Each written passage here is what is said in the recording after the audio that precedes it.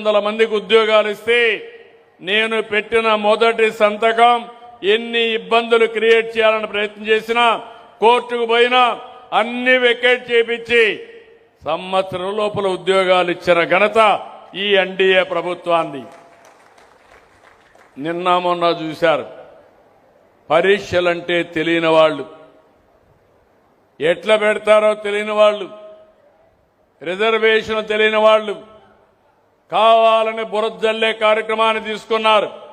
నేను ఒకటే చెప్తున్నా, నేను ముఖ్యమంత్రిగా ఉన్నంత వరకు ఎవడైనా తోక దిప్పి ఎక్కడైనా తప్పు చేసి నడి బజార్లో నిలబెడతాను తప్ప ఎవరిని వదిలిపెట్టనని మరొకసారి మీ అందరికీ హామీ ఇస్తున్నా. యువత గుర్తుపెట్టుకోవాలి, మీరు కష్టపడ్డారు, లక్షల మంది పరీక్షలు రాశారు, అంత మునుపు చెప్పారు జాబ్ క్యాలెండర్ ఇస్తామని.